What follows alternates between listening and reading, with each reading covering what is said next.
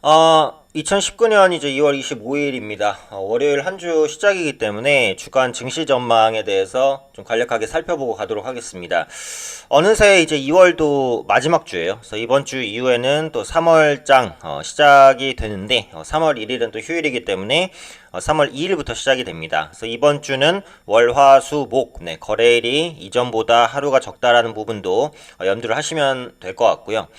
일단 시장의 분위기 자체는 나쁘지 않습니다. 그렇죠? 그래서 지금 뭐 가장 큰 포커스는 미중 무역 분쟁 완화에 대한 기대감 이 부분이다라고 보시면 될 것 같아요. 먼저 다우지수부터 보겠습니다. 최근에 보시면 이제 다우지수 작년 말부터 시작해서 거의 큰 조정 없이 우상향 기조 계속해서 이어가고 있습니다. 그래서 올해 들어서 신고가를 돌파하는 모습도 나타나고 있고요. 역시 미중 무역 분쟁 해소 기대감이 반영되고 있다라는 거죠.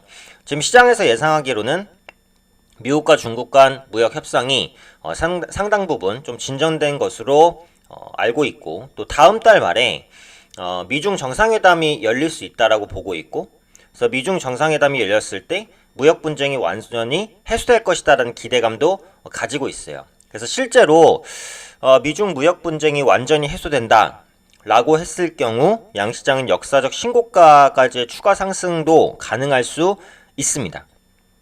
근데 그에 따른 이제 조건을 보면 연준의 완화적 기조가 지속이 돼야 된다라는 부분이거든요. 근데 지금 보시면 연준은 어쨌든 비둘기파예요. 빨리 금리를 올리겠다라는 상황은 아니고, 그게 이제 한두 달 만에 바뀔 가능성도 거의 없다라고 보거든요. 그래서 그런 관점에서 연준의 완화 기조는 지속될 가능성이 높다라고 보고 있어요.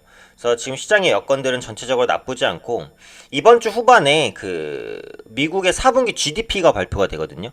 그래서 여기서 수치가 만약에 너무 좋으면 또 연준이 매파로 바뀔 수도 있기 때문에 어느 정도의 수치가 나오는지 이런 부분들도 확인하시면 좋을 것 같고요. 그 외에 기타 부분도 좋아요. 그러니까 기본적으로 보시면은 그 상해 지수가 저점을 찍고 빠르게 좀 반등하고 있죠. 역시 무역 분쟁 해소 기대감, 그리고 이제 중국의 부양책 기대감, 이런 부분들 반영되면서 상해 지수를 끌어올리고 있다라고 보시면 될 것 같고, 국제 유가도 어때요? 우상향 추세가 이어진단 말이에요. 우상향 추세가 이어지는 모습들, 환율도 보시면 요즘에 비교적 안정적입니다. 그래서 지금 글로벌 변수들은 괜찮다라는 부분이에요. 결국은 무역 협상만 잘 이루어지면 좋겠다라는 관점이고, 국내 증시로 이제 넘어와서 봤을 때는 시장은 일단은 역시 우상향 추세인데, 지금 이 보라색 선이 200일 이평선이거든요. 그래서 이 200일 이평선을 돌려낼 수 있을지가 좀 관건이라고 봐요. 그래서 오늘이나 내일 종가에 이 200일 이평선을 돌려 세우면 그 중단기뿐만 아니라 장기적인 이평선도 돌려 세우는 거예요. 그러면은 2300선까지도 이론적으로는 열려 있다라고 볼 수 있어요. 그래서 일단 주목할 부분을 보시면 27일 열리는 2차 북미 정상회담인데,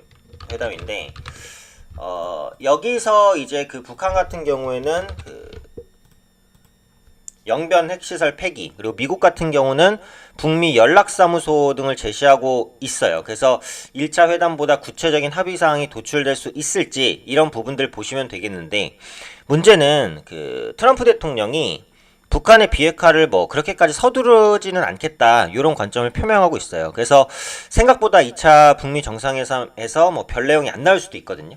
그렇다는 것은 경협주가 꺾일 수도 있다는 거예요. 그래서 이번 주에 경협주를 가지고 계신 분들은 비중을 좀 줄이시는 전략을 취하시는 게 조금 낫지 않을까. 그래서 2차 북미 정상회담이 좋은 결과로 끝나면 경협주가 다시 올라갈 텐데, 좀 실망감이 있으면 하락할 수 있기 때문에 비중을 좀 축소해 놓으시는 게 좋지 않을까 싶고요.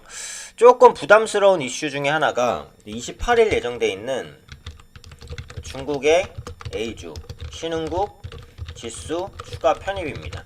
말이 조금 어려울 수도 있는데, 한마디로 이제 펀드에서 그러니까 중국 주식을 더 담는다, 이런 개념으로 보셔도 되거든요. 근데 중국 주식을 더 담게 되면 상대적으로 한국 비중이 줄어들어요.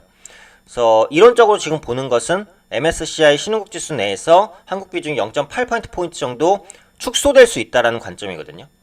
그래서 MSCI에 대해서는 제가 이전에 그 영상을 올려드린 게 있으니까 궁금하신 분들은 한번 보시면 MSCI가 뭔지에 대해서 아실 수 있을 것 같고요. 그래서 0.8%포인트 정도 축소되면 외국인 자금이 한 2조까지도 빠져나갈 수 있거든요.